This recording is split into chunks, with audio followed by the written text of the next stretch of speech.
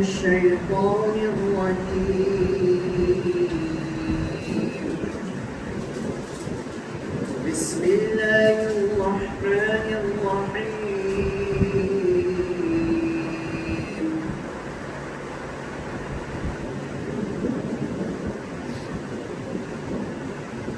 والضحى والليل إذا سجى ما ودعك ربك وما قلى وللآخرة خير لك من الأولى ولسوف يعطيك ربك فترضى ألم يجدك يتيما فآوى ووجدك ضالا فهدى ووجدك عائلا فأغنى فأما اليتيم فلا تقهر وأما السائل فلا تنهر وأما بنعمة ربك فحدث.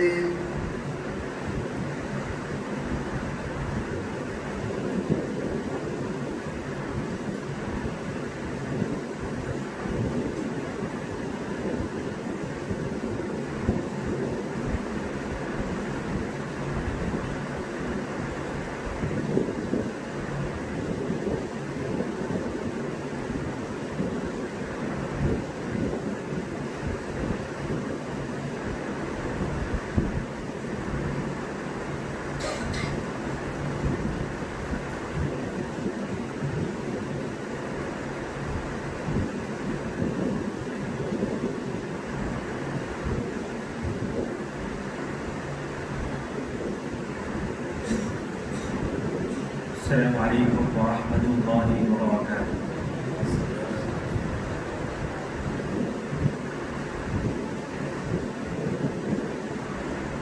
إن الحمد لله نحمده ونستعينه ونستغفره ونؤمن به ونتوكل عليه ونعوذ بالله من شرور أنفسنا ومن سيئات أعمالنا.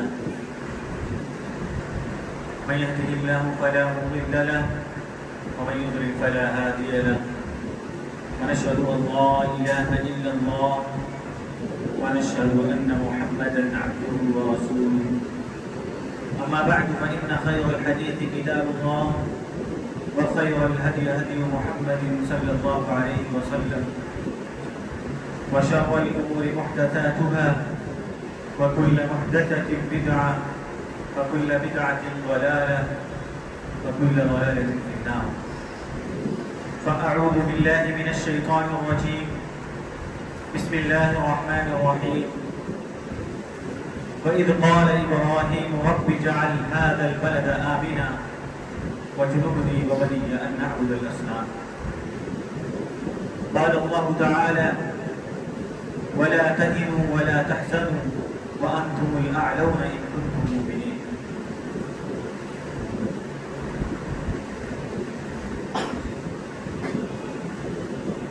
حاضرین، دینی بھائیوں، بزرگوں اور پردانشین خواتین ملت اسلامیہ، اللہ رب العالمین کا شکر و پایا احسان ہے کہ اللہ رب العالمین نے ہمیں یہ مبارک مجلس نصیب فرمائی.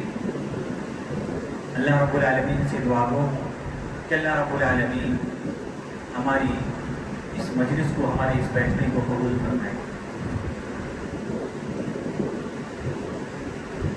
دیکھیے بھائیوں، یہ مبارک مجلس وطن عزیز ہندوستان کی آزادی، یہ آزادی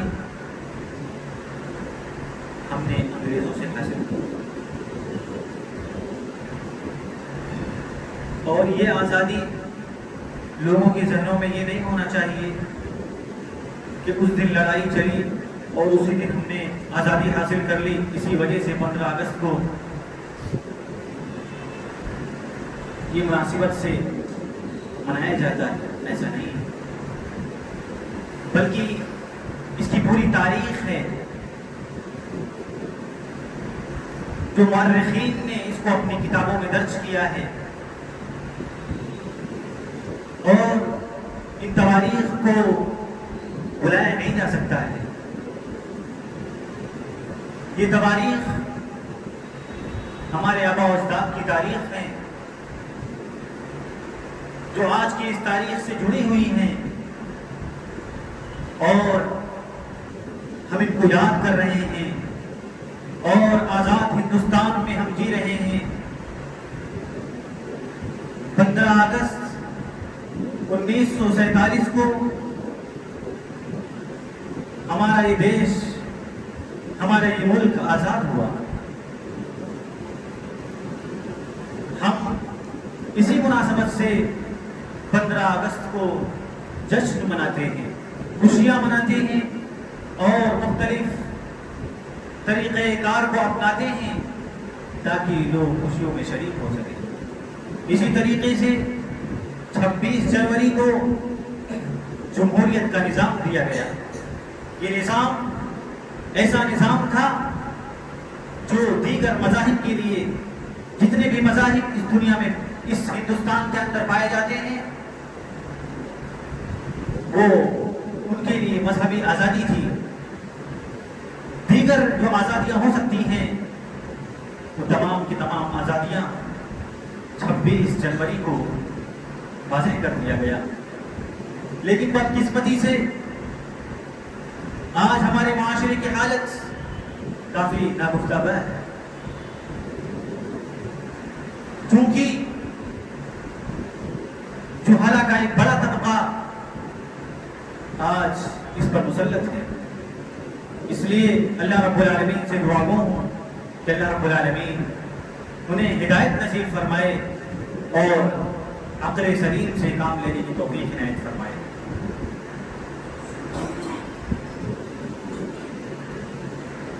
پندرہ اگست 1947 کی مناسبت سے جو آزادی کا دن، جو جشن کا دن ہم مناتے ہیں، اس میں جنہوں نے اپنی قربانیاں پیش کی، وطن کی خاطر اپنے تن من دھن کو قربان کر دیا، ہم آزادی کے دن ان کو یاد کرتے ہیں. اور یہ جو آزادی ملی، اس دن تک تو حالات ٹھیک رہے، لیکن آج مہنگائی کی آزادی نہیں ہے، آج حقوق کی آزادی نہیں ہے، آج مذہبی تعصب ہے. ہم ایک ہی وطن میں رہتے ہیں، ہمارا چہرہ، ہمارے بدن سب ایک جیسے ہیں، ہم آدم اور حوا کے اولاد ہیں، لیکن ہمارے اندر علاقائی و نسلی تعصب، مذہبی تعصب ہمارے اندر جنم لے رہے ہیں. ہمارے آباء و اجداد نے قربانیاں پیش کی تھی، جن کے نتیجے میں آج ہم اطمینان کی سانس لے رہے ہیں. اور جب تاریخ کا مطالعہ کرتے ہیں، پچھلے تاریخ کو دیکھتے ہیں، اس کے بیک گراؤنڈ کو جاننے کی کوشش کرتے ہیں. شاعر نے کہا، یہ الگ بات کہ کچھ لوگ خفا رہتے ہیں، یہ الگ بات کہ کچھ لوگ خفا رہتے ہیں. اے وطن ہم تیرے ذروں پہ فدا رہتے ہیں، اے وطن ہم تیرے ذروں پہ فدا رہتے ہیں. ہم نے صدیوں تیری مٹی پہ عبادت کی ہے، ہم نے صدیوں تیری مٹی پہ عبادت کی ہے. ہم تیرے واسطے مصروف دعا رہتے ہیں، ہم تیرے واسطے مصروف دعا رہتے ہیں. حضرت ابراہیم علیہ السلام نے دعا کی، وَإِذْ قَالَ إِبْرَاهِيمُ رَبِّ اجْعَلْ هَذَا الْبَلَدَ آمِنًا، کہا اے میرے رب اس شہر کو مبارک والا شہر بنا دے، اور وَاجْنُبْنِي وَبَنِيَّ أَن نَّعْبُدَ الْأَصْنَامَ، اور میرے بچوں کو بتوں کی عبادت سے بچا لے۔ تو دعا کی ملک کے امن کے لیے، ملک کی سلامتی کے لیے حضرت ابراہیم علیہ السلام نے دعا کی۔ حضرت ابراہیم علیہ السلام نے دعا کی، ہمیں بھی اپنے ملک کی سلامتی کے لیے دعا کرنی چاہیے۔ جس چیز کا جواز اسلام نے پیدا کیا ہے، جس چیز کا جواز مذہب نے پیدا کیا ہے، اسے ہمیں فالو کرنا چاہیے، اسے اپنانا چاہیے۔ ہمیں بھی اپنے ملک کے امن کے لیے، سلامتی کے لیے دعا کرنی چاہیے۔ اور ترمذی شریف کی روایت ہے، اللہ کے نبی جناب محمد عربی صلی اللہ علیہ وسلم فرماتے ہیں، اے مکہ تو کتنا مبارک شہر ہے، کتنا محبوب شہر ہے، اگر یہ مکہ والے مجھے نہ نکالتے تو میں کبھی نہیں جا سکتا۔ دعا کی مکہ کے لیے، کتنا مبارک شہر ہے، لیکن کفار و مشرکین نے جو حربے اپنائے تھے، اس کی وجہ سے انہیں ہجرت کرنے پر مجبور کر دیا۔ ہجرت کا واقعہ یہیں سے شروع ہوتا ہے، لیکن انہیں یہ شہر مبارک تھا، انہوں نے دعا کی۔ ہمیں بھی اپنے ملک کی سلامتی کے لیے، امن کے لیے دعا کرنی چاہیے۔ اللہ رب العالمین سے دعا گو ہوں کہ اللہ رب العالمین اس مبارک شہر کو بھی اللہ رب العالمین کو امن و سلامتی والا فرمائے۔ اللہ رب العالمین نے کہا وَلَا تَهِنُوا وَلَا تَحْزَنُوا وَأَنْتُمُ الْأَعْلَوْنَ إِن كُنتُم مُؤْمِنِينَ، تم خوف نہ کھاؤ، غم نہ کرو، تم ہی سربلند رہو گے۔ ان کنتم مؤمنین، کنڈیشن لگا دی اللہ رب العالمین نے، اگر تم مؤمن ہو، حقیقی معنوں میں مؤمنانہ کردار، مؤمنانہ صفات جس کے اندر ہے، وہ کبھی خوف نہیں کھا سکتا ہے، کبھی غم نہیں کر سکتا ہے، بشرطے کہ وہ مومن ہو۔ میرے بھائیوں، جو بیک گراؤنڈ ہے آزادی کی، وہ سن 1600 عیسوی سے اس کی ابتدا ہوتی ہے۔ سب سے پہلے انگلینڈ نے ہمارے اس ملک پر حملہ کیا۔ وطن عزیز ہندوستان میں قدم جمانے کے لیے 1600 عیسوی میں ہندوستان پر حملہ کیا۔ چونکہ انگلینڈ اور تھائیلینڈ یہ دونوں آپس میں تجارتی کاروبار، لین دین کے لیے اپنے آپ کو جوڑے رکھے تھے، لیکن وہاں جب ان کا تجارتی قافلہ نہیں چل سکا، آپس میں ناچاکیاں پیدا ہو گئی، تو انہوں نے ہندوستان کی طرف رخ کیا۔ ایک نئی منڈی کی تلاش میں ہندوستان کی طرف آئے۔ اس وقت ہندوستان میں جہانگیر کی حکومت تھی، تو جہانگیر سے انہوں نے اجازت طلب کی، تو اجازت مل گئی۔ سن 1601 عیسوی میں پہلا پانی کا جہاز بھر کر انگلینڈ سے سامان، پورا ساز و سامان تھا ان کا، لے کر آئے اور گجرات کے ساحلی علاقے سورت میں وہاں پر قدم رکھا۔ یہ سلسلہ 1600 سے لے کر 1612 تک چلتا رہا۔ تجارت کرتے رہے اور اپنے قدم جماتے رہے۔ پوشیدہ طور پر جو ان کے حربے تھے اس کو اپناتے رہے، لیکن 1612 میں باقاعدہ طور پر ایسٹ انڈیا کمپنی کی بنیاد قائم کی۔ اس کے بعد گجرات سے اپنا تجارتی قافلہ ممبئی کی طرف روانہ کیا۔ ممبئی میں اپنے قدم جمائے. قدم جمانے کے بعد پھر بنگال کی طرف انہوں نے رخ کیا. یہ سلسلہ 1612 سے لے کر 1662 تک رہا. پورے ممبئی اور گجرات میں ان کا قبضہ ہو گیا. اب 1662 سے لے کر 1700 تک محنت کرتے کرتے اپنا پورا جال بچھا دیا.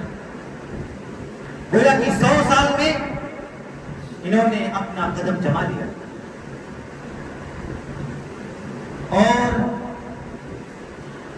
اتنا ہی نہیں بلکہ دیکھا انگریزوں نے کہ راجستھان میں راجپوتوں کی حکومت ہے, دلی میں مغلوں کی حکومت ہے, مہاراشٹر میں مراٹھوں کی حکومت ہے, پنجاب میں پنجابیوں کی حکومت ہے. گویا کہ آپس میں بٹے ہوئے علاقائی تعصب ہے, بٹے ہوئے ہیں. اس کا انہوں نے فائدہ اٹھایا. تو انہوں نے ایک رول اختیار کیا,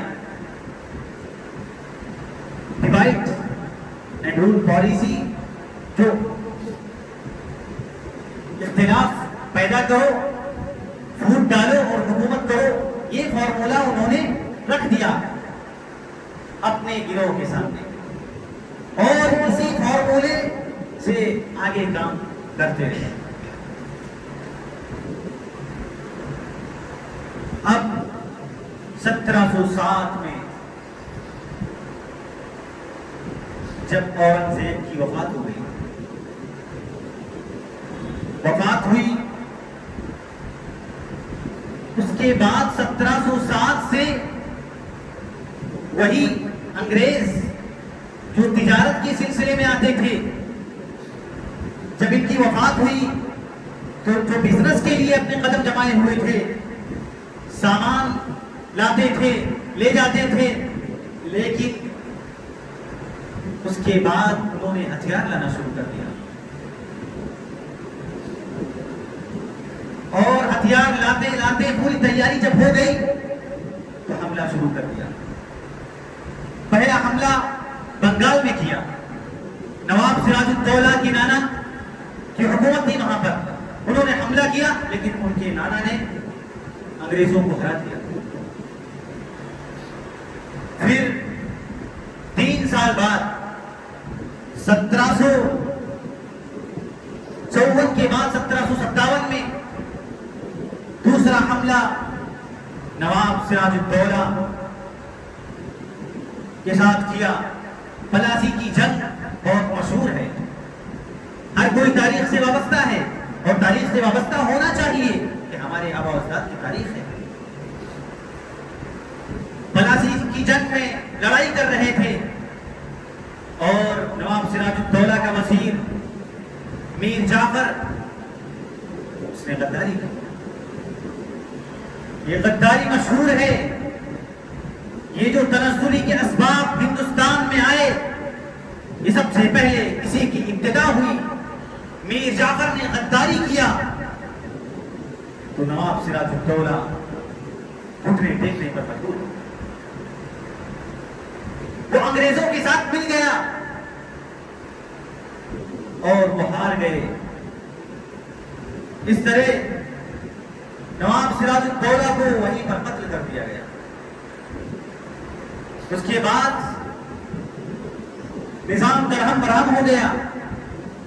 لوٹ مار, قتل و غارت گری, چوری ڈکیتی, عیاری و مکاری, فحاشی عام ہو گیا. جب پلاسی کی جنگ میں جیت حاصل ہوئی انگریزوں کو, تو سارا ساز و سامان 7 جہازوں میں صرف سونے بھر کر 7 جہازوں میں لے کر گئے. کلکتہ سے لندن لے کر گئے. جب لے کر گئے تو وہاں کے راجاؤں نے, وہاں کے منتریوں نے کہا کہ کیا پورا ہندوستان لے آئے ہو؟ تو کہا نہیں, ابھی صرف شہر لے کر آئے ہیں. ابھی تو پورا ہندوستان، باقی ایک شہر یہ ہے جو آپ کے سامنے ہم نے پیش کیا ہے. پھر دوسرے نمبر پر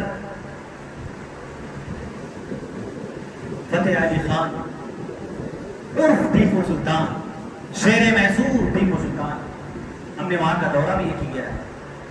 نام مسلم دعویٰ، اسٹریٹ دعویٰ میں ہم نے وہاں کام بھی کیا ہے.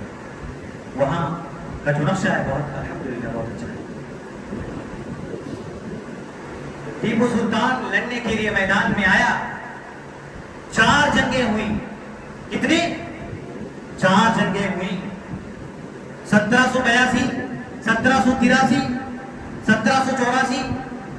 مسلسل بے در پہ 3 سال جنگیں ہوتی رہی.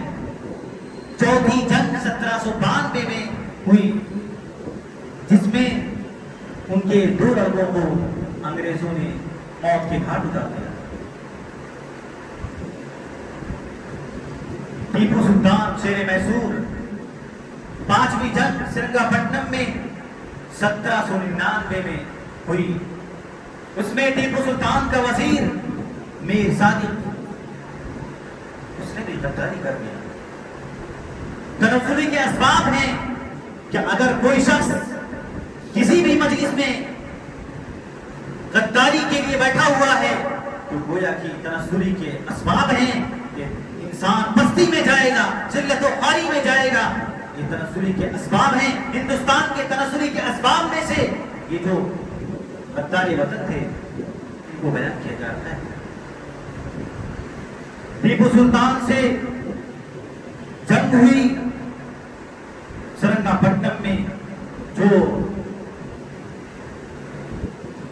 اس کا وزیر تھا میر صادق، وہ انگریزوں سے مل گئے. انگریزوں سے ملنے کے بعد جب لڑائی ہو رہی ہے تو گویا کہ آپس میں ناچاکی کی بنیاد پر ٹیپو سلطان کو انگریز کہنے لگے کہ آپ اپنے آپ کو ہمارے حوالے کر دو، ہم آپ کو نہیں ماریں گے، کچھ نہیں کہیں گے. لیکن ٹیپو سلطان نے جوان مرد، اس نے تاریخی جملہ کہا جو تاریخ نے یاد کیا. کہا کہ 100 سال کی گیدڑ کی زندگی اور 1 دن کی شیر کی زندگی یہ بہتر ہے. اس نے حوالے نہیں کیا اور جنگ لڑتے لڑتے لڑتے لڑتے شہید ہو گیا. یہ وطن کی وفاداری ہے. کہنے کا مطلب یہ ہے کہ تسلسل کے ساتھ 1600 عیسوی سے لے کر پورا مسلمانوں نے ہی لڑائی کیا. میں نے ابتدا سے لے کر مسلمانوں کی تواریخ کو بیان کیا. دوسرے لوگوں کو بھی ذہن میں رکھنا چاہیے کہ مسلمانوں نے جو قربانیاں دی ہیں اس کو فراموش نہیں کیا جا سکتا ہے. جنگ میں شہید ہو گئے اور ان کی لاش کے سامنے انگریزوں کا جنرل آیا. جب جنرل اس کے سامنے کھڑا ہوا کہا کہ آج سے تو پورا ہندوستان ہمارا ہے. پھر تیسری جنگ ہوئی 1803 میں. انگریزوں نے دہلی کی طرف رخ کیا، دہلی پر حملہ کرنے کی کوشش کی. وہاں بہادر شاہ ظفر کی حکومت تھی. بادشاہ نے کہا، جب وہاں انگریز گئے تو بادشاہ نے کہا ہم لڑنے کے لیے تیار نہیں ہیں. وہ اپنے آپ کو حوالے کر دیا انہوں نے. آپ قبضہ کرنا چاہتے ہیں کر لیں. یہ تنزلی کے اسباب ہیں جو ہم آپ کے سامنے بیان کرتے ہیں. بہادر شاہ ظفر نے کہا ہم لڑ نہیں سکتے ہیں، آپ قبضہ کرنا چاہیں قبضہ کر لیں. انہوں نے کہا اگر ایسی بات ہے آپ لڑنا نہیں چاہتے ہیں تو آپ حکومت کرتے رہیں، لیکن آرڈر ہمارے چلیں گے. آپ حکومت کرتے رہیں، جو کچھ ہم آرڈر دیں گے آپ کو اس کو کرنا ہے، ہمارے اشارے پر آپ کو کام کرنا ہوگا. اس کے لیے بھی تیار ہو گئے.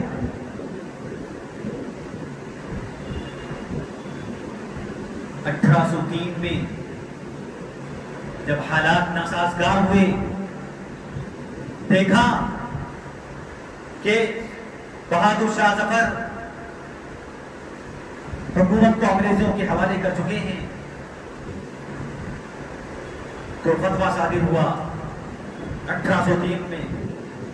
شاہ ولی اللہ محدث دہلوی رحمۃ اللہ علیہ، ان کے بیٹے شاہ عبدالعزیز رحمۃ اللہ علیہ، انگریزوں کے خلاف جہاد کرنا ہر مسلمان کے لیے ضروری قرار دیا۔ یہ 1824 تک انہوں نے کوشش کیا۔ اس کے بعد شاہ ولی اللہ محدث دہلوی رحمۃ اللہ علیہ کا 1824 میں ان کا انتقال ہو گیا۔ اس کے بعد ان کے دو شاگردوں نے، سید احمد شاہ شہید رحمۃ اللہ علیہ اور شاہ اسماعیل شہید رحمۃ اللہ علیہ نے، ان دونوں نے پنجاب کے بالا کوٹ میں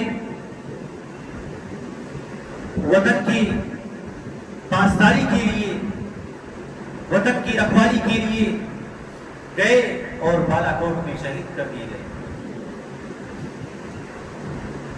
جنہیں تحریک شہیدین کے نام سے یاد کیا جاتا ہے۔ 1825 میں ان کو بھی شہید کر دیا گیا۔ کہنے کا مقصد یہ ہے کہ یہ سارے مسلمان شہید ہوئے۔ مسلمانوں کی قربانیوں کو فراموش نہیں کیا جا سکتا ہے۔ ہمیں اپنے بچوں کو ان تاریخ سے آگاہ کرنا ہوگا، ہمیں اپنے عورتوں کو ان تواریخ سے آگاہ کرنا ہوگا، تاکہ معلوم ہو کہ مسلمانوں نے قربانیاں دی ہیں، اور 200 سال تک، 300 سال تک، 400 سال تک انہوں نے قربانیاں دی ہیں۔ 850 سال حکومت کی ہے مسلمانوں نے اسی سرزمین پر۔ کیسے بول سکتے ہیں؟ ہمارے جذبات ہیں، جذبات کو کبھی ٹھیس نہیں پہنچانا چاہیے۔ جب ایک انسان جذبات ٹھیس اس کو پہنچتا ہے تو لاچار ہو جاتا ہے، بے بس ہو جاتا ہے، کرنے پر مجبور ہو جاتا ہے۔ اس لیے تواریخ کو نہیں بھولنا نہیں چاہیے۔ اب ان کے شاگرد تیار ہوئے، شاہ اسماعیل شہید اور سید احمد شہید رحمۃ اللہ علیہ۔ ہندوستان کے اندر مشہور شہر پٹنہ، پہلے اس کا نام عظیم آباد تھا۔ یہی سیاست آج پورے ہندوستان میں، یہی سیاست انتشار پھیلانے کے لیے، ڈیوائڈ اینڈ رول پالیسی جو ہے، آپس میں اختلاف پیدا کرو اور حکومت کرو، یہی پالیسی اختیار کرنے کی کوشش کی جا رہی ہے۔ اللہ رب العالمین تو غیب سے مدد کرنے والا ہے، اللہ رب العالمین تو غیبی مدد عطا فرما۔ جب عظیم آباد کے اندر ایک محلہ صادق پور، یہ بہت ہی معروف محلہ ہے، وہاں کی دو مولانا تھے، مولانا ولایت علی، مولانا عنایت علی۔ پورے ملک کے اندر انہوں نے گھوما، آگاہ کیا کہ ملک کے حالات، ملک کی سالمیت کے لیے خطرہ ہوتا چلا جا رہا ہے، آگاہ کیا پورے ہندوستان میں، اور اس کا یہ اثر یہ ہوا کہ اماموں نے مصلی چھوڑ دیے، استاد نے درس دینا چھوڑ دیا، امیروں نے اپنی کوٹھیاں چھوڑ دی، اور مزدوروں نے مزدوری کرنا چھوڑ دی۔ صرف ایک ہی جنون سوار تھا، ایک ہی جنون سوار تھا کہ انگریزوں کو ہندوستان سے نکالا جائے۔ ایسا جنون، ایسا جنون، اس جنون کے پیچھے مسلمان تھے۔ مسلمانوں کو بلایا نہیں جا سکتا ہے، جس کو بھی امیر بنایا جاتا ان کو کالا پانی کی سزا دے دی جاتی، جس کو بھی سامنے لایا جاتا اس کو کالا پانی کی سزا دے دی جاتی۔ انگریزوں کے خلاف کوئی بھی کھڑا ہوتا تو فوراً تیار ہو جاتے۔ اور اتنا ہی نہیں، اور آگے چلتے ہیں۔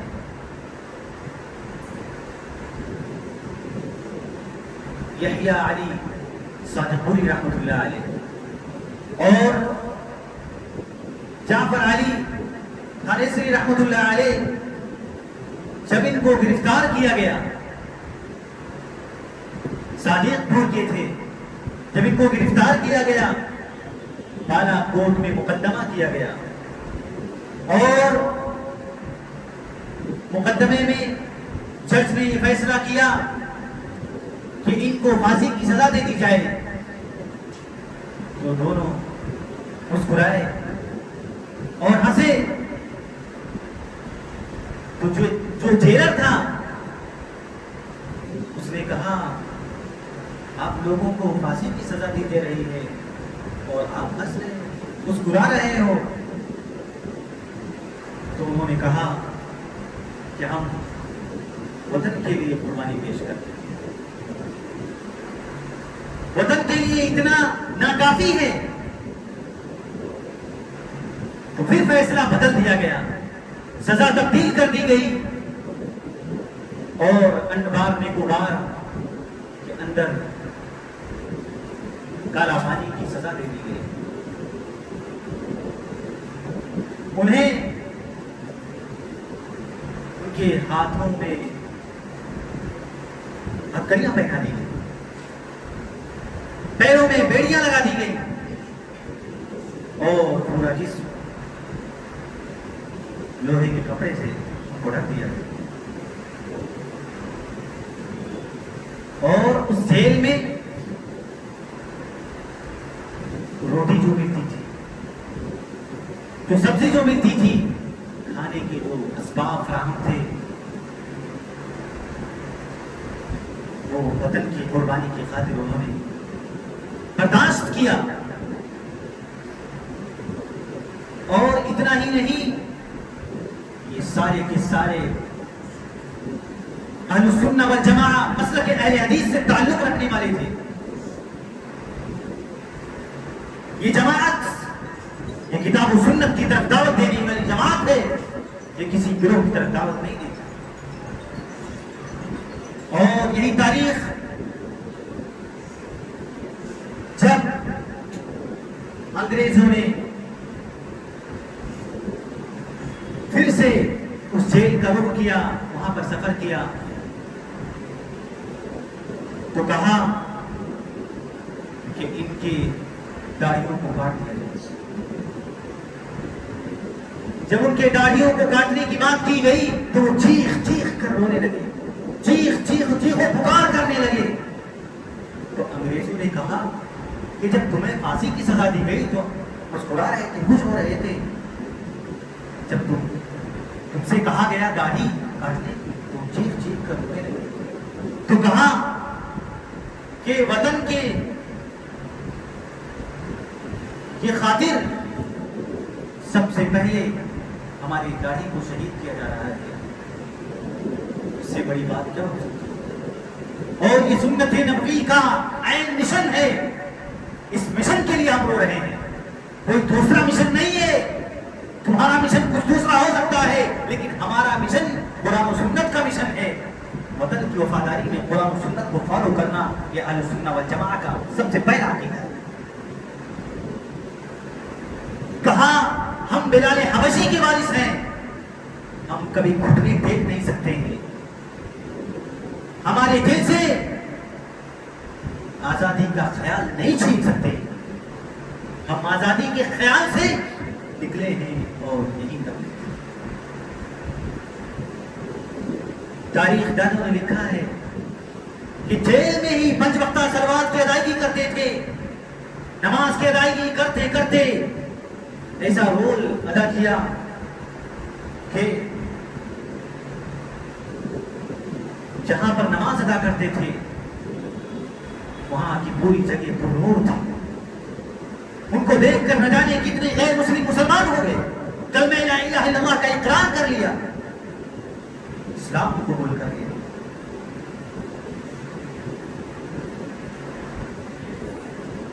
یحییٰ علی صادق پوری رحمت اللہ علیہ اسی انڈبار نیکوبار کالا پانی کے اندر وفات پا گئے، شہید ہو گئے۔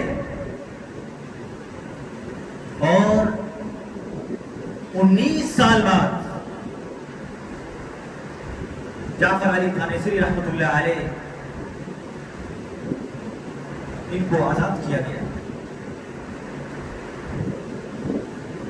بچپن کی عمر میں گئے تھے, نوجوانی کی عمر میں گئے تھے, وہ لوگ کیوں؟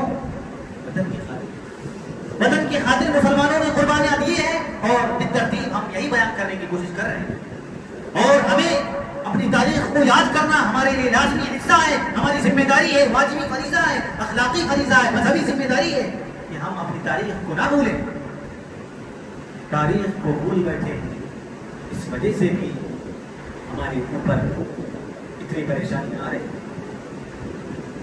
عین عید کے دن بلڈوزروں سے گھروں کو گرا دیا گیا, عورتوں اور بچوں کو مارا گیا. کہا لوگوں نے کہ ہمیں چھوڑ دو, ہمارے زمین جائیداد لے لو, لیکن انگریزوں نے نہیں چھوڑا. میرے بھائیوں, یہ مسلمانوں کی قربانیاں ہیں, اس سے ہمیں سبق لینا چاہیے. آزادی کے بعد جب صادق پور میں پنڈت جواہر لال نہرو گئے تو تمام لوگوں کے لیے ایک تاریخی جملہ کہا جو تاریخ دانوں نے اس کو نوٹ کیا ہے. کہا دیش کی آزادی کی خاطر صادق پور نے جو قربانیاں پیش کی ہیں ترازو کے ایک پلڑے میں, اور دیش کی خاطر ہندوستان کے تمام لوگ جو قربانیاں دی ہیں ترازو کے دوسرے پلڑے میں رکھ دیا جائے, کبھی بھی قربانیاں برابر نہیں ہو سکتی.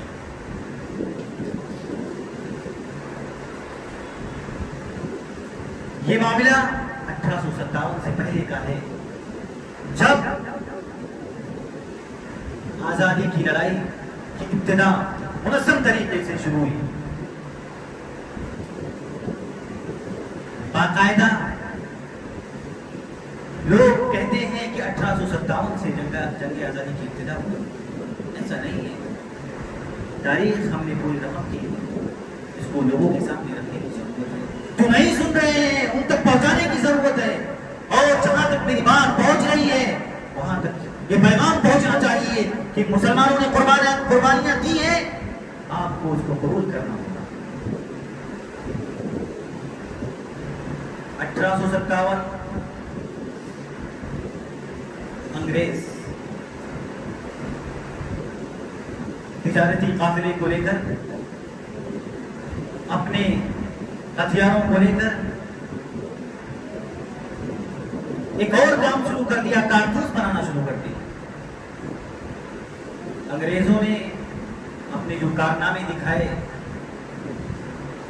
ڈیوائڈ اینڈ رول پالیسی اختیار کی, اسی سے ملک کا بٹوارا ہوا. اور جب کارتوس بنانا شروع کیا اس میں جو ڈھکن لگا ہوتا تھا تو گائے اور سور کی چربی سے بنتی تھی. گائے ہمارے نام مسلم بھائیوں کے یہاں پوتر ہے, ان کی ماتا ہے, اللہ انہیں بھی عقل سلیم عطا فرمائے. اور اسلام نے سور کو حرام قرار دیا ہے, جو کہ بالضبط صحیح ہے. تو دونوں کے یہاں معیوب چیز تھی, تو دونوں نے اس کو کھولنے سے انکار کر دیا. اس میں 90 لوگ تھے, 90 سپاہی تھے جو انگریزوں کے ساتھ کام کرتے تھے. اس میں سے 49 مسلم تھے اور 36 غیر مسلم تھے. تو 85 لوگوں نے تو انکار کر دیا کہ ہم کارتوس کو نہیں کھولیں گے, لیکن 5 لوگوں نے ایکسپٹ کر لیا. جن لوگوں نے انکار کیا تو ان کو سزا دی گئی, 10 سال کی سزا دی گئی. کے کپڑے اتار دیے گئے، ان کو ننگا کر دیا گیا. پھر 10 مئی جب لوگوں نے دیکھا کہ حالات کافی خراب چل رہے ہیں، ناسازگار ہیں، تو حملہ کر دیا اور جن لوگوں کو قید کیا گیا تھا ان کو نکال دیا گیا اور ساتھ ہی ساتھ 800 قیدی اور تھے ان کو بھی آزاد کروا دیا. یہ 4 مئی 1857 کا واقعہ ہے. اسی طریقے سے 10 مئی کو بھی 10 مئی تک یہ معاملہ 10 مئی 1857 تک یہ معاملہ چلتا رہا. جب حملہ کر کے یہ میرٹھ میں ہوا، یہ سارا کا ماجرا سارا معاملہ یہ میرٹھ میں پیش آیا. میرٹھ اور دلی کا فاصلہ زیادہ نہیں ہے جو وہاں گئے.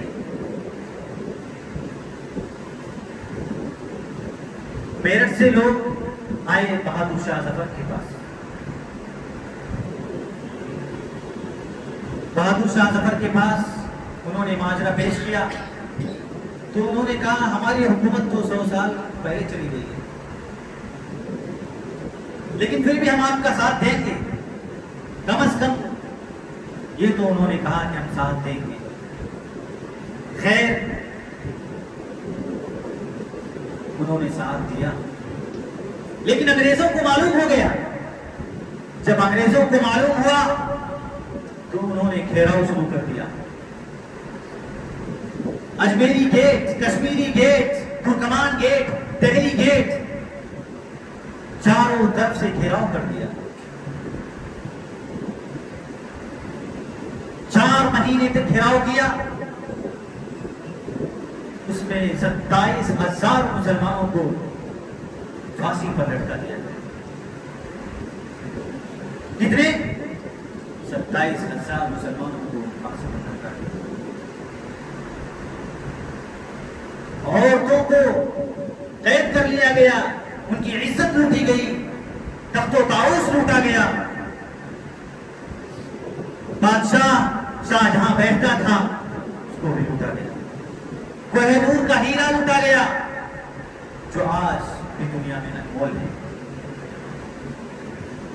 یہ وطن کی خاطر مسلمانوں نے قربانیاں پیش کی ہیں. بار بار اس کی تاکید کی جا رہی ہے. یہ تسلسل کے ساتھ بالترتیب تواریخ کا بیان کرنا یہ ہمارے لیے اپنے اندر تبدیلی کے نتائج پیدا کر رہے ہیں.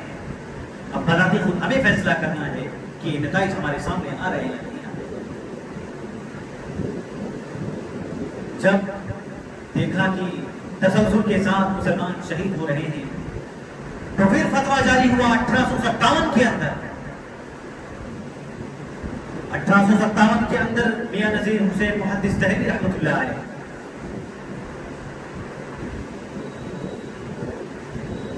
میاں نذیر محدث دہلوی رحمۃ اللہ علیہ ان کے 22 لاکھ شاگرد دیگر ممالک کے اندر، افریقی ممالک کے اندر انہوں نے تعلیم کا وہ جوہر لوگوں کے سامنے پیش کیا اور وطن کے لیے ایسی قربانیاں پیش کی جو ہر کی دنیا تک کے لیے مثال پیش کر دیا. مجاہد آزادی میں ان کا اہم رول رہا. 1805 میں ان کی ولادت ہوتی ہے اور 1902 میں ان کی وفات ہوتی ہے. یہ بظاہر استاد تو تھے لیکن دہلی ریلوے اسٹیشن پر گھڑی کا کام کرتے تھے. رات میں گھڑی کا کام کرتے تھے. بچوں کے لیے ہاسٹل میں جو رہتے تھے ان کے لیے کرتے تھے تاکہ جو مدرسہ چل رہا ہے مدرسے میں یہ کام انجام دیا جا سکے. آج مدرسے بالکل ٹوٹ چکے ہیں، کھنڈر بن چکے ہیں کیونکہ ہم نے ان کا کوئی ذمہ نہیں لے رکھا. یہ ذمہ داری ہمیں لینی پڑے گی. جس طریقے سے میاں نذیر حسین محدث دہلوی رحمۃ اللہ علیہ نے ان کی آج جامع مسجد نذیریہ مدرسہ ہے وہ آج قائم ہے، ہم وہاں گئے ہوئے 9 سال کی پوری تعلیم دہلی میں ہم نے حاصل کی ہے، اور وہاں کا بھی ہم نے کمپٹیشن میں وہاں ہم نے شریک ہوا۔ تو مدرسے کی خاطر، مدرسے کے قیام کے لیے انہوں نے قربانیاں پیش کی۔ ایسے ہی نہیں 22 لاکھ شاگرد نہیں پیدا ہوئے، جو کام نہیں کر سکتا ہے کم از کم جو کام کر رہے ہیں ان کا ساتھ دینا چاہیے۔ جن کے پاس وقت نہیں ہے، اگر وقت نہیں ہے تو ان کو وقت دینا چاہیے، وقت نہیں دے سکتے تو کم از کم جو وقت دے رہے ہیں ان کا ساتھ دینا چاہیے، وفاداری کا ثبوت پیش کرنا چاہیے۔ وفاداری کا ثبوت میاں نصیر حسین محدث ساحل دہلوی رحمۃ اللہ علیہ نے پیش کیا۔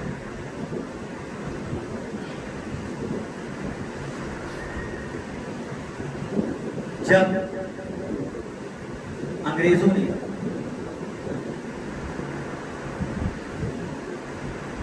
مغلیہ سلطنت کو ختم کر دیا، بہادر شاہ ظفر نے دیکھا کہ برطانوی حکومت کا جھنڈا لال قلعے پر لگ گیا،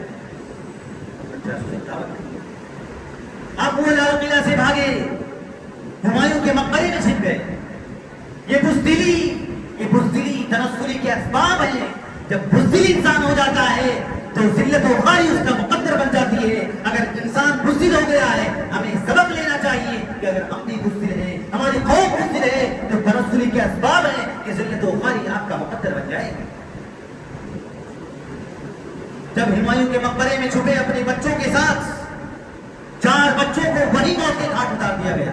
انگریزوں نے 4 بچوں کو وہی موت کے گھاٹ اتار دیا، اور بہادر شاہ ظفر کے بارے میں فیصلہ کیا کہ ہندوستان سے ان کو رخصت کر دیا جائے۔ پھر فیصلہ ہوا کہ رنگون میں، برما میں، وہاں پہ جیل میں ان کو قید کر دیا جائے۔ تو اس جیل میں انہوں نے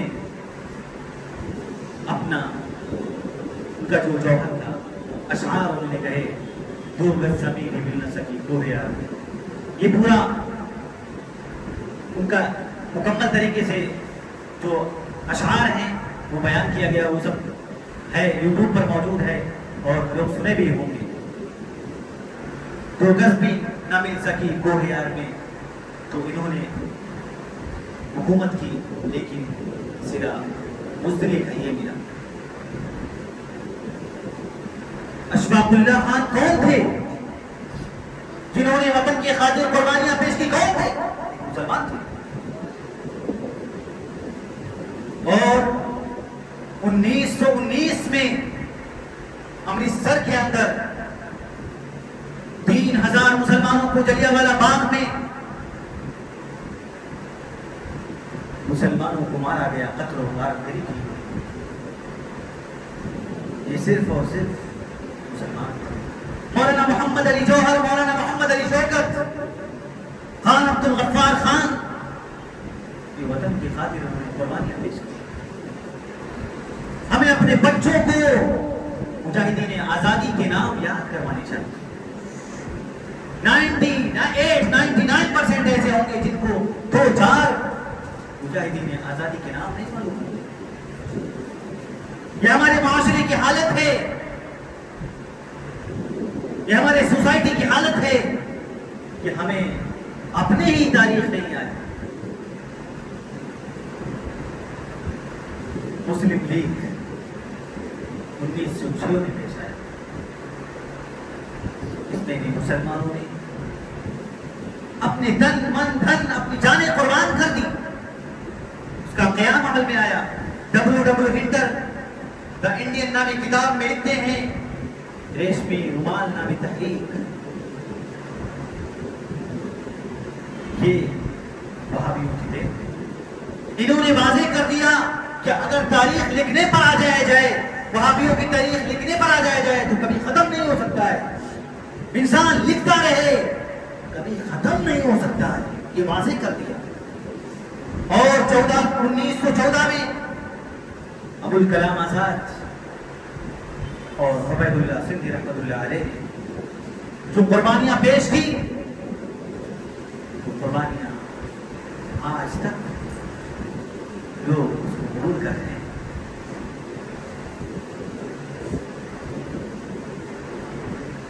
غلام رسول مہر بہت بڑے مورخ ہیں، وہ فرماتے ہیں اس ملک کے بارے میں، مسلمانوں کے بارے میں فرماتے ہیں اس وسیع ملک کی آزادی کے لیے جو کارنامہ مسلمانوں نے انجام دیا اس کی نظیر نہیں مل سکتی، کوئی دوسری قوم پیش نہیں کر سکتی ہے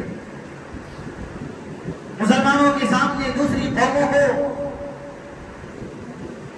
قوموں کی قربانیاں سمندر میں چلو سے زیادہ حیثیت نہیں رکھتی، تو یہ مسلمانوں کی قربانیاں ہمیں یاد کرنی چاہیے اور بتلانا چاہیے کہ مسلمانوں نے قربانیاں دی ہیں، قربانیاں پیش کی ہیں۔ اگر ہمیں مطالعہ کرنا ہے، لوگوں کو بتلانا ہے، تو تحریک آزادی اور مسلمان سہراوردی کی کتاب ہے، اس کو ہمیں مطالعے میں لانا چاہیے۔ سب سے بڑے تاریخ دان ہم نہیں گواہی دے رہے ہیں، ہمارے بھائی، ہمارے نان مسلم بھائی بھی گواہی دے رہے ہیں۔ ڈاکٹر تارا چند کون نہیں جانتا ہے، جب بیان کیا جاتا ہے تب لوگوں کے ذہنوں میں آتا ہے، پہلے سے اس تاریخ کو بیان کرنا چاہیے، پہلے سے لوگوں کے ذہنوں میں لانا چاہیے۔ ڈاکٹر تارا چند تحریک آزادی ہند، انہوں نے لکھا کہ 5 لاکھ علماء اہل حدیث شہید کر دیے گئے اور بنگال کے اندر 2 لاکھ علماء شہید کر دیے گئے۔ گویا کہ علماء کی قربانیوں کو فراموش نہیں کیا جا سکتا ہے۔ کوئی یہ فتویٰ دے کہ آزادی کا جشن نہیں منانا چاہیے یا کوئی فتویٰ نہیں دینا چاہیے، علماء نے قربانیاں دی ہیں، یہ دینی مسئلہ بھی ہے کیونکہ وطن کی خاطر انہوں نے قربانیاں دی ہیں۔ آپ دیکھتے آئے پوری تاریخ کو، 2 لاکھ بنگال کے اندر شہید ہوئے، 5 لاکھ مسلمان خصوصاً علماء اہل حدیث شہید ہوئے، دیگر علماء شہید ہوئے، دیگر مکاتب فکر کے، لیکن یہ اہل حدیث کوئی مکتب فکر نہیں ہے، اس کو بھی ذہن میں رکھنا چاہیے۔ یہ جماعت ہے، جماعت رحمت ہے اور فرقہ واریت عذاب ہے۔ قرآن و سنت کی جو دعوت دیتا ہے وہ جماعت کی طرف دعوت دیتا ہے، لیکن اگر کوئی شخص کسی فرقے کو لے کر، کسی شخص کو لے کر، کسی شخصیت کو لے کر کنارہ کش ہو جاتا ہے تو گویا کہ وہ فرقے کی طرف دعوت دے رہا ہے۔ ہم قرآن و سنت کی طرف دعوت دے رہے ہیں تو گویا کہ ہم جماعت کی طرف دعوت دے رہے ہیں۔ اگر آپ کسی شخصیت کو لے کر کنارہ کش ہو جا رہے ہیں تو گویا کہ آپ فرقے کی طرف دعوت دے رہے ہیں۔ یہ واضح کر دینا ہمارے لیے ضروری ہے، تبھی یہ ہمارا پیغام ہے، اس پیغام کو پوری دنیا میں عام کرنے کی ضرورت ہے۔ یہ جماعت ہے اور جماعت رحمت ہے، ہمیں جماعت کو لے کر چلنا ہوگا، جماعت کو مضبوطی سے تھامنا ہوگا، تب ہمیں جنت کا راستہ اللہ رب العالمین ہموار کرے گا۔ تحریک آزادی اس کتاب کو ہمیں مطالعہ کرنے کی ضرورت ہے۔ میرے بھائیوں، مسلمانوں کی جو قربانیاں ہیں اس کو ہم پیش نہیں کر سکتے، یہ مختصر وقت میں پیش نہیں کر سکتے ہیں، لیکن پھر بھی پیش کرنے کی کوشش کریں۔ یہ قطب مینار، یہ تاج محل، یہ لال قلعہ، یہ ہمایوں کا مقبرہ، جامع مسجد اور ہندوستان میں جتنی تاریخی جگہیں ہیں سب مسلمانوں کی دین ہے۔ جہاں ہم سفر کر رہے ہیں، سفر سے بھی ہمیں بہت سارے شکوے گلے ختم ہو جاتے ہیں، بہت کچھ تجربہ حاصل ہوتا ہے۔ ہمیں بھی اسفار کرنے چاہیے، اپنی تاریخ کو یاد کرنا چاہیے، اپنے بچوں کو بھی سفر کروانا چاہیے کہ بیٹے یہ جامع مسجد کس نے بنوایا ہے، جامع مسجد مسلمان نے بنوایا ہے، تاج محل کس نے بنوایا ہے۔ اس تاریخ کو ہمیں اپنے بچوں کو یاد کروانا چاہیے۔ جب نہیں یاد کروائیں گے تو آج وہ دن دیکھنے پڑ رہے ہیں، مزید آگے ہوتی دن آ رہے ہیں، ہمیں چاق و چوبند ہونے کی ضرورت ہے۔ یہ صرف اس لیے یاد دلا رہا ہوں کہ مسلمانوں نے کافی قربانیاں پیش کی۔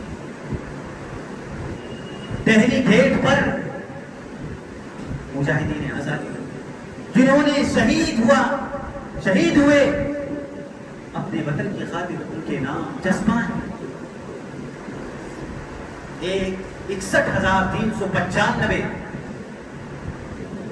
جب اس کا تخمینہ لگایا جاتا ہے تو اکثریت مسلمانوں نے قربانیاں پیش کی، لیکن آج ہم اقلیت ہو گئے اور اکثریت وہ ہو گئے اور دعویٰ کر رہے ہیں کہ آپ نے قربانیاں نہیں پیش کی۔ ہمیں وفاداری کے نام پر ہمیں اپنے تاریخ کو پیش کیا جانا پڑ رہا ہے۔ اس لیے میرے بھائیوں، کہنے کا مقصد یہ ہے کہ ہم اپنے تاریخ کو نہ بھولیں۔ 15 اگست کی تاریخ نہایت حساس تاریخ ہے۔ اس تاریخ سے ہم 75 سال سے جڑے ہوئے ہیں۔ 75ویں آزادی کل انشاءاللہ اس مناسبت سے لوگ منائیں گے، پورا دیش، پورا ہندوستان منائے گا۔ بدقسمتی سے جس وطن کو سونے کی چڑیا کہا جاتا تھا، وہ سونے کی چڑیا کہیں اور غائب ہو گئی۔ لوگ اختلاف، انتشار، بدامنی پھیلانے کے نتیجے میں اپنے آپ کو نہ جانے کتنے نچلے استر تک گرانے کے لیے تیار ہیں اور وطن کی آزادی کو ختم کر رہے ہیں۔ نہ جانے کتنے حربے پروپیگنڈے اپنائے جا رہے ہیں تاکہ آپس میں ناچاکیاں پیدا ہو، اختلاف و انتشار پیدا ہو۔ لیکن جب ہم عقیدے توحید کی بنیاد پر مضبوط رہیں گے تو کوئی مٹا نہیں سکتا ہے۔ شاعر نے کہا توحید کی امانت سینوں میں ہے ہمارے، توحید کی امانت سینوں میں ہے ہمارے، آسان نہیں مٹانا نام و نشان ہمارا، نام و نشان مٹ نہیں سکتا ہے جب توحید کو اپنائیں گے۔ ہم توحید کو اپنی اندر جاگوزی کریں گے تو کوئی مٹا نہیں سکتا ہے۔ نام و نشان ہر کوئی مٹانے کے لیے آئے گا، تاریخ ہر کوئی مٹانے کے لیے آئے گا، ہمارے آباء و اجداد کی تاریخ ہر کوئی مٹانے کے لیے آئے گا، لیکن تاریخ مٹ نہیں سکتا ہے جب تک ہم کتاب و سنت کے طور پر مضبوط رہیں گے، کتاب و سنت کی پیروی کریں گے تو ہم مٹ نہیں سکتے ہیں۔ لاکھ کوئی مٹانے والا آئے مٹا نہیں سکتا ہے۔ تو میرے بھائیوں، کہنے کا مقصد یہ ہے کہ ہم بذات خود ہندوستان کی تاریخ کو اپنے ذہنوں میں رکھیں، اپنے بچوں کے ذہنوں میں رکھیں اور تعلیم دیں کہ یہ وطن عزیز ہندوستان 15 اگست 1947 کو آزاد ہوا ہے اور 26 جنوری کو جمہوریت کا نظام دیا گیا ہے۔ یہ ملک جمہوری ملک ہے، اس میں ہم امن و سلامتی کے ساتھ اپنی عبادت ہی کر سکتے ہیں۔ ہم جو بھی کام انجام دینا چاہتے ہیں ہم اس کو دے سکتے ہیں۔ ہم دوسرے لوگوں کو بھی اسلام کی دعوت پیش کر سکتے ہیں، وہ بھی ہمیں دعوت پیش کر سکتے ہیں۔ مالک کا سندیش ہر کسی کا پہنچانا ہر کسی کے لیے لازمی ہے۔ اس لیے ہماری ذمہ داری ہے کہ ہم وطن عزیز ہندوستان میں رہتے ہوئے جو غلط فہمیاں ہیں اس کا ازالہ کرنے کے لیے ہمیں دعوت کے کام کو بھی انجام دینا پڑے گا، تبھی یہ غلط فہمیاں ان سے دور ہو سکتی ہیں اور ہم بھائی بن کر رہیں، خواہ وہ کسی دوسرے مسلک کا ماننے والا ہو، کسی دوسرے فرقے کا ماننے والا ہو، کسی بھی فرقے کا ہمیں جماعت کی طرف دعوت دینا ہے۔ یہ جماعت حق ہے، جنت کی طرف لے جانے والا راستہ ہے۔ ہمیں پیار محبت سے، اخوت و بھائی چارگی کے ساتھ ہمیں ان کو بھی درس دینا۔ ہمارا کوئی دشمن نہیں ہے، ہم اس ہندوستان میں رہتے ہیں، ہم کسی کو دشمن نہیں مانتے ہیں، ہمارا ہر کوئی دوست ہے، ہمارا ہر کوئی بھائی ہے، ہمارا یہ اصول ہے، اس اصول کو لے کر جاؤ، اصولوں کو بتلاؤ، ہمارے ہر کوئی بھائی، ہمارا کوئی دشمن نہیں ہے۔ ہم کس کو دشمن بنائیں؟ دشمن کوئی نہیں ہے، بس جو دشمن ہے دشمن کے حربوں سے ہمیں بچنا چاہیے، ان کے پروپیگنڈوں سے بچنا چاہیے، ان کے لیے ہدایت کی دعا کرنی چاہیے۔ اس لیے ضرورت اس بات کی ہے کہ ہم اپنے اعمال کا محاسبہ کریں، اپنے اعمال کا محاسبہ اس طور پر کریں کہ جو ابھی تک ماضی میں ہم نے کیا ہے، جو غلطیاں کی ہیں اللہ رب العالمین وہ ہمیں ہمارے ان غلطیوں کو معاف فرما دے۔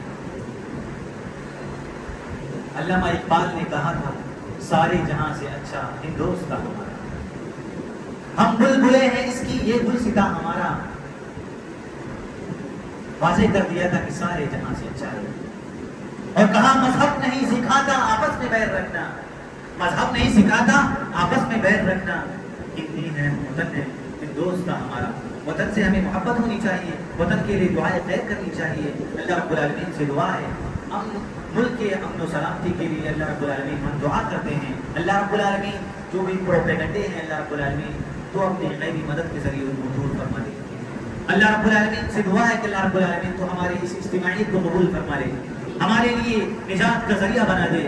اللہ رب العالمین سے دعا ہے کہ ہمیں اپنے تاریخ کو یاد کرنے کی توفیق عنایت فرما. جو مسلمانوں نے قربانیاں پیش کی اللہ رب العالمین تو ان کی قربانیوں کو قبول فرما لے. اللہ رب العالمین سے دعا ہے کہ اللہ رب العالمین جو بھی مسلمان غیر مسلم بھائی ہیں تمام کے تمام لوگوں کو ہدایت نصیب فرما. اللہ رب العالمین سے دعا ہے کہ اللہ رب العالمین ہماری جو تاریخ ہے دوسروں کو بھی پڑھنے کی توفیق عنایت فرما, ہمیں بھی یاد رکھنے کی توفیق عنایت فرما. اللہ رب العالمین سے دعا ہے کہ ہمیں کتاب و سنت کی روشنی میں زندگی گزارنے کی توفیق عنایت فرما. اللہ رب العالمین جب تک ہم جئیں دین اسلام پر جئیں, اور جب ہمارا خاتمہ ہو تو دین اسلام پر ہو, توحید پر ہو, عقیدے توحید پر ہو. اللہ رب العالمین سے دعا گو ہوں کہ اللہ رب العالمین جو بیمار ہیں اللہ رب العالمین کو انہیں شفائے کامل عاجل عطا فرما. اللہ رب العالمین وطن عزیز ہندوستان میں نہ جانے کتنے اسٹیٹ, نہ جانے کتنے صوبے ایسے ہیں جو پریشان ہیں, ڈیوائڈ اینڈ رول کی پالیسی اختیار کی جا رہی ہے. اللہ رب العالمین تو ان کے کامیابیوں کو اللہ رب العالمین کو ان کی ناکامیوں میں بدل دے. اللہ رب العالمین سے دعا گو ہوں کہ اللہ رب العالمین تو ہمیں اس دنیا میں کتاب و سنت کی روشنی میں زندہ رکھ اور تمہارا خاتمہ فرما, تو دین اسلام پر ایمان کا خاتمہ فرما. آمین. وآخر دعوانا الحمدللہ رب العالمین.